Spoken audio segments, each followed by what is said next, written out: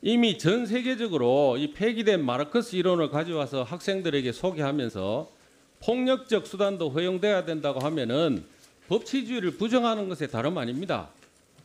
후보자께서 사퇴하셔야 되지 않습니까? 이런 내용을 학생들에게 가르치고 법 질서를 수호해야 되는 교육부 장관을 하시겠다는 게 난센스 아닙니까? 사퇴 안 하시겠습니까? 예, 그것은 뭐 일면적인 말씀이셔서요. 사퇴 안 하시겠냐고 여쭤봤습니다. 예, 사퇴할 사안은 아닙니다. 네, 후보자의 저서 교육이 민생이다는 책을 보면은 교육 현장에서부터 노동의 의미, 노동자의 사회적 역할에 대해 가르쳐야 된다고 했습니다. 그런데 후보자의 노동계에 대한 견해를 이렇게 쭉 보면은 정리해고, 구조조정 정책, 민영화 정책 등이 경제를 왜곡시키고 민중의 삶을 황폐화시키는 상황에서 노동자가 주인되는 참 세상을 열어갈 주체를 키워내자고 했고, 노동자가 주인되는 세상, 억압과 착취가 없는 자유롭고 평등한 그곳, 노동자 민중이 함께 이루어 나가야 할 명제들이라고 했습니다. 또 광우병 파동을 거론하면서 노동사회운동은 조직적이고 체계적이고 진일보한 제2, 제3의 촛불 항쟁을 만들어가야 할 임무를 가지고 있다고 생각합니다 하는 말씀을 하셨습니다. 이 내용을 제가 읽으면서도 후보자의 생각이 황당하고 어이가 없습니다. 이런 선동구호를 학생들에게 가르친다는 게 온당하겠습니까? 저는 즉각 사퇴해야 된다고 생각합니다. 어떻게 사퇴하실 생각 없으십니까? 예, 그때의 대상은 노동조합 활동가들이 대상이었고요. 이제 그 사람들의 언어로 이야기를 하려고 한 후보자님, 것입니다. 제가 예. 여쭤본 거는 하나를 여쭤봤습니다. 물어보는 것만 답하시면 됩니다. 그리고 오늘 아침에 조선일보 보니까 후보자가 마치 그 전향한 듯 비슷하게 의무 붙여가지고 기사가 났던데, 이렇게 법 질서를 무력화시키고 조롱해온 후보자가 교육부 장관이 돼가지고 법 질서 수호에 앞장서겠다고 하는 건 어불성설입니다. 지금까지 지내온 후보자의 생각을 청문회를 앞두고 교육부 장관이 돼보려고 일부 바꾼 듯이 이렇게 위장하지 말고 학자로서 소신이 있다고 하면은 그 내용을 그대로 지켜가시도록 교육부 장관 후보자를 사퇴를 하시기 바랍니다. 자, 다음에는 표창원 위원님 질의해 주시기 바랍니다. 네, 김상곤 후보자님 사회부총리 및 교육부 장관 후보로 지명되신 것을 축하드립니다. 네, 지금 대한민국의 학부모, 학생들을 포함한 다수의 국민들께서 교육에 대해서 걱정과 우려를 가지고 계신 거 잘 알고 계시죠? 예. 헬조선 혹은 탈조선 해서 다른 나라에서 살겠다라고 하시는 분들의 가장 큰 이유가 교육입니다. 그렇죠? 예. 그런데 우리가 지금 국회 교문위에서 교육부 장관 후보자 인사청문회를 하는데 정치 공방으로 흐르는 이 상황 자체가 너무나 개탄스럽습니다. 제가 한번 읽어봐 드릴 테니까 이게 누구 말인지 한번 좀 말씀해 주셨으면 좋겠는데요. 20년 이상 이전에 써놓은 논문이기 때문에 그 당시엔 각주가 달리지 않은 논문이 여러 개 있을 것이라고 본다. 필요한 부분은 뒤에 참고 문헌으로 돌리고 이전에 있었던 연구에 대해서는 인용을 해서 썼던 부분이 많이 있다.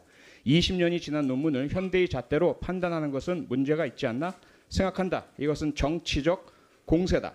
이런 부분을 인용해야 하는 논문이 되는 게 아니냐. 인용해야 논문이 되는 게 아니냐. 인용, 도용 비율이 60%가 아니라 80%면 어떠냐. 누가 한 말씀이라고 생각하십니까? 잘 모르시죠? 예. 자유한국당의 정우택 원내대표 또 대표 권한대행께서 본인의 하와이 대학교 박사 논문 표절 공격에 대해서 하신 말씀입니다. 우리나라에서 논문 표절 관련한 기준이 처음 마련된 것이 2006년 서울대학교죠. 예. 그 전에 황우석 교수 사퇴가 원인이 되었고요. 그리고 교육부에서는 지침 마련한 것이 2014년으로 알고 있습니다. 그 현재 2007년입니다. 2007년이죠. 예, 2014년에 다시 개정을 했고요. 그래서 학계에서 공통된 의견은 일단 2006년 혹은 2007년 이전에 쓰여진 논문에 있어서 표절이란 것은 첫째 타인의 그 연구의 본질을 몰래 가져와서 쓴다든지, 그리고 특히 중복게재 부분은 연구비를 중복으로 내거나 혹은 연구 업적을 이중으로 등재하기 위해서 한 것 이외에는 인용 오류라든지 표절이 아닌 방식으로 처리하는 것으로 합의가 되어 있는데 그 맞는 이야기죠? 예, 두 가지입니다. 네, 업적 평가에 중복해서 냈거나 그렇죠. 또는 연구비를 중복해서 이중으로 받거나 타거나 그렇죠? 그래야 부당한 자기 네, 논문 잘하겠습니다. 표절입니다. 뭐 하지만 다른 사람과 달리 교육의 수장이고 교육부 장관이 되실 분은 일반인의 잣대와는 좀 달라야 할 것 같고요. 그래서 충분히 야당 의원 여러분들의 혹독한 검증에는 저는 찬성하는 바입니다. 다만 그 부분을 그 검증의 부분 이상을 넘어서서 무리하게 사퇴 요구를 한다든지 하는 것은 의회 정신에 어긋난다라는 말씀 꼭 드리고 싶고요. 다음에 좀 화면 잠시 좀 봐주시겠습니까? 우리들은 이제 일체의 메카시즘을 타도 청소해야 할 공동의 전선에 섰습니다. 메카시즘의 한국적 아류들, 메카시즘이라는 번철의 달달볶아 새빨간 빨갱이로 만들려는 수법, 얼마나 많은 지성인들의 건설적인 발언을 메카시즘적인 수법으로 탄압해 왔는가를 똑똑히 알고 계실 것입니다. 참다운 민주주의가 무엇인지를 이해하지 못하고 자기들의 정치 지반, 위협을 당하면 용공이니 빨갱이니 하는 상투적인 수로로 상대 세력을 학살시켰던 것이 한국적 메카시즘의 아류들이 저질러온 행적이었습니다. 우리는 차제 한국적 메카시즘의 선봉자를 신봉자를 우리 사회에서 일소시키기 위해 분연히 걸기하여 과감히 투쟁합시다. 누가 한 이야기일까요? 알고 계십니까? 잘 모르겠습니다. 모르십니까? 예. 다음으로 넘겨주실까요? 우리 자유한국당 의원 여러분께서 존경에 맞지 않고 일부는 숭상까지 하고 계시는 박정희 전 대통령께서 하신 말씀입니다. 1963년 10월 5일 일간지 동아일보의 광고까지 하신 내용입니다. 그런데 지금 2017년 대한민국 국회에서 다시 메카시즘이 발동되고 있는 이 현실에 저는 개탄에 맞지 않습니다. 다음 보실까요? 메카시즘의 시작은 1950년부터 54년까지 미국입니다.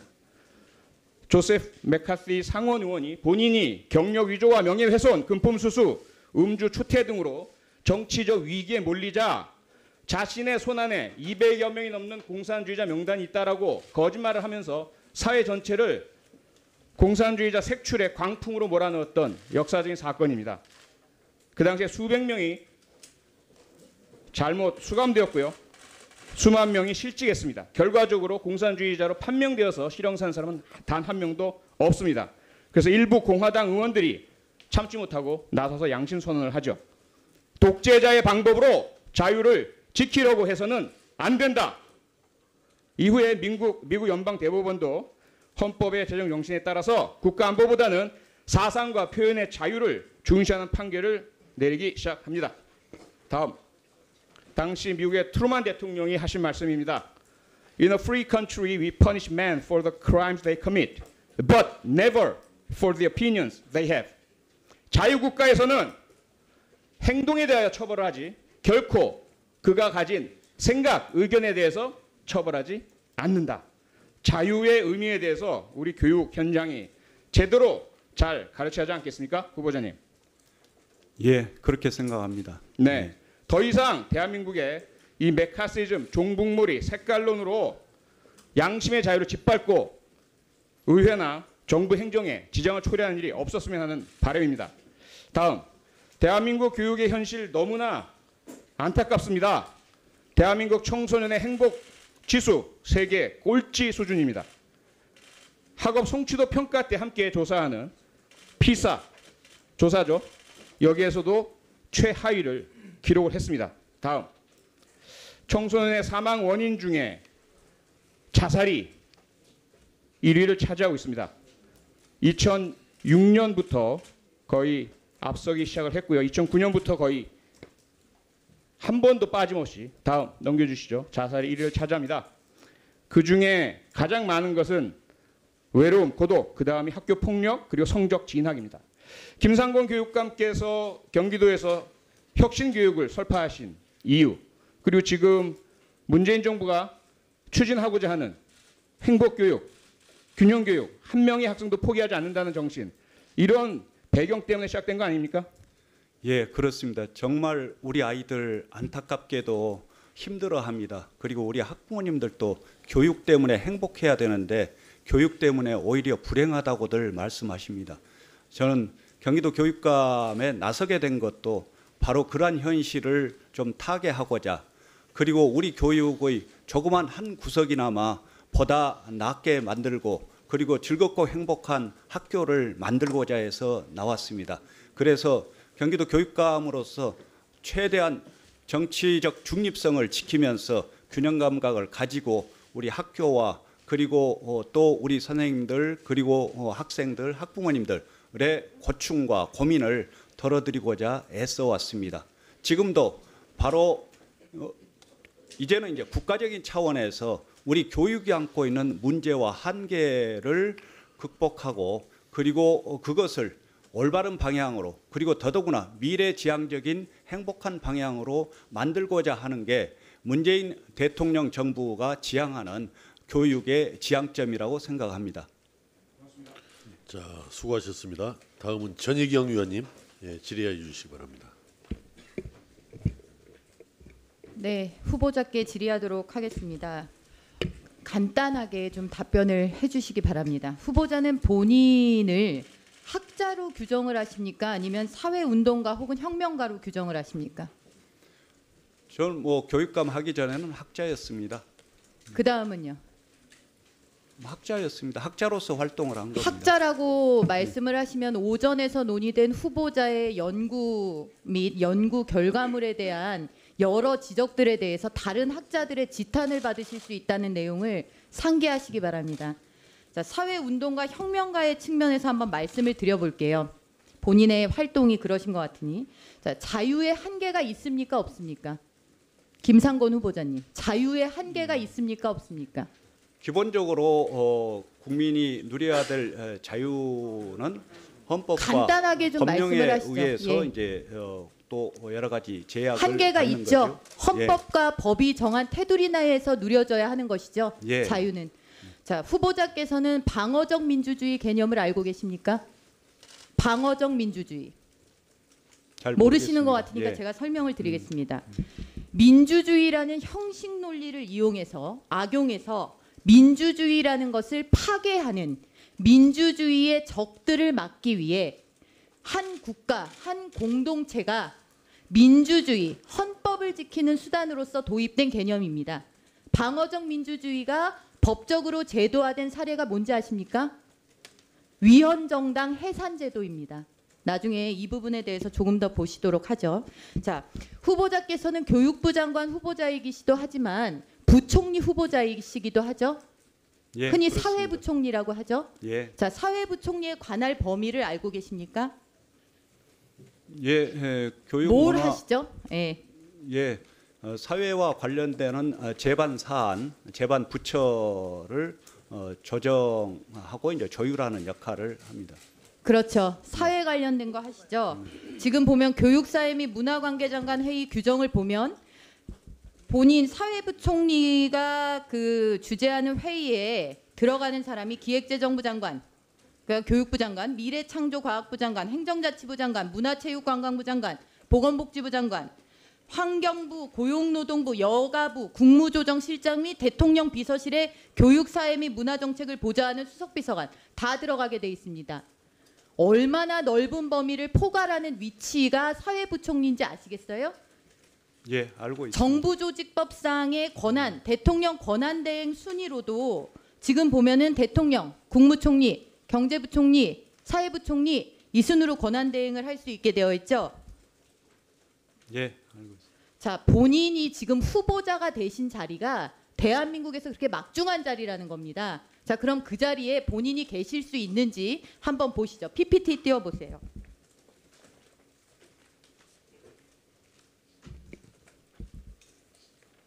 자, 김상곤 후보자께서 본인을 학자라고 규정을 하셨는데 앞에서 보니까 학자라고 말씀하시기는 참 민망할 것 같고 저는 본인을 운동가로는 봐드리겠습니다. 사회과학자입니다. 사회과학자라고 하시면은 아마 다른 학자들이 가만히 안 계실 것 같고요. 운동가적 측면에서 제가 한번 보겠습니다. 고찰해 보겠습니다.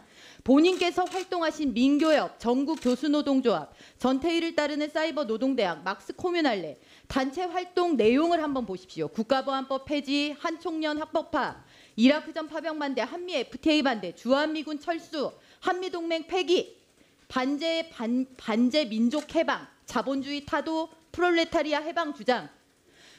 본인이 활동해 오신 단체 궤적이 전부 이렇습니다. 자, 다음 주요 발언 및 성명 내용을 한번 보실까요? 민족의 화합과 평화를 저해하고 국민 대중의 재방 권리를 제한해온 악법중의 악법, 국가보안법 폐지를 요구하고자, 자, 공동선언 내용이죠. 평화시대 역행하는 국가보안법 폐지하라. 강정구 교수는 무죄다. 성명서 이런 내용 발표하셨고, 자본의 족쇄를 거부하고 사회주의를 상상하자. 전태일을 따르는 사이버 노동대학 슬로건이자 본인이 졸업실에게서 강조하신 축사의 내용입니다. 더 나아가서 사회주의적 이행이 아니면 백약이 무효일지도 마찬가지 축사 내용입니다. 다음 넘어가 주시죠. 자, 본인이 직접 낭독한 광복 60주년 민족 자주와 평화를 위한 선언문 내용입니다. 광복 60년이 되는 오늘에도 우리가 완전한 독립을 이야기하지 못하는 데는 불평등하고 종속적인 대미관계 탓이 크다. 우리는 미군 없는 한반도를 적극적으로 준비해 나가야 한다. 대미 종속에서 벗어나 주권국가다운 자주성을 확보하고 등 되어 있습니다. 자, 후보자의 활동은 어떻게 이렇게 천편일률적으로 한 방향만 향하고 있습니까? 대한민국이 추구하는 자유민주적 기본 질서, 시장 경제 질서에 반하는 단체, 그 단체의 주장들로 점철된 본인의 사회운동가의 활동 경력, 이 길로 그냥 가셔야죠. 어떻게 이런 분이 정부의 수장을 맡고 사회부총리를 맡고 그 많은 부처를 관할하고 그 많은 정책을 총괄하는 자리에 오를 수가 있습니까?